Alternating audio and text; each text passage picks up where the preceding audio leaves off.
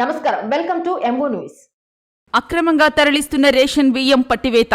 వలేటివారిపాలెం నుండి నెల్లూరుకు రేషన్ బియ్యంను అక్రమంగా తరలిస్తున్న బొలెరో వాహనాన్ని కావలి రూరల్ పోలీసులు అదుపులోకి తీసుకున్నారు. సుమారుగా 65 పీడీఎస్ రైస్ బస్తాలను వలేటివారిపాలెంకు చెందిన డ్రైవర్ శివకుమార్ రిజిస్ట్రేషన్ లేని బొలెరో వాహనంలో తరలిస్తూ ఉండగా అతనిని అదుపులోకి తీసుకున్నామని కావలి రూరల్ సీఐ శ్రీనివాస్ గౌడ్ తెలిపారు.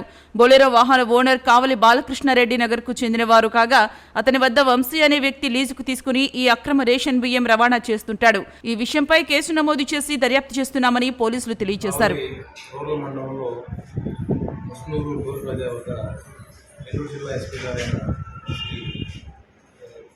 శ్రీ రెడ్డి ఐపీఎస్ గారి ఆదేశాల మేరకు టోల్ ప్లాజాలో చెక్ పోస్ట్ ఏర్పాటు చేయడం జరిగింది. ఈ చెక్ పోస్ట్లో 24 అవర్స్ మా సిబ్బంది చేత వాహన తనిఖీలు నిరంతరం చేయడం జరుగుతాం.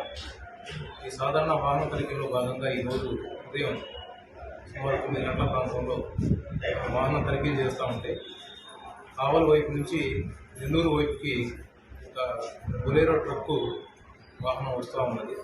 దానిపైన ఒక బ్లాక్ షీట్ కప్పబడింది. దానికి నెంబర్ ప్లేట్ లేదు. అనుమానంతో ఆ వెహికల్ని ఆపి చెక్ చేస్తే దానిలో కొన్ని రైస్ బ్యాగ్స్ మేము గమనించడం జరిగింది.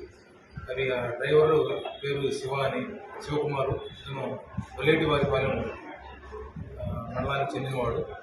ఒంగోలు నుంచి వస్తున్నట్టుగా మాకు తెలుపుకున్నాడు. ఆ వెహికల్ చెక్ చేసిన దాంట్లో పీడీఎస్ రైస్గా గుర్తించడం జరిగింది. ఈ విషయాన్ని సివిల్ సప్లైస్ డీటీ గారు కూడా మీ వెంటనే తెలియపరచడం జరిగింది. ఈ వాహనంలో సుమారు 65 వరకు రైస్ బ్యాగ్స్, చిన్న పెద్ద రైస్ బ్యాగ్స్ ఉన్నాయి. వీటిలో వెయిట్ సుమారు ఒక 3 టన్నుల వరకు ఉంటుందని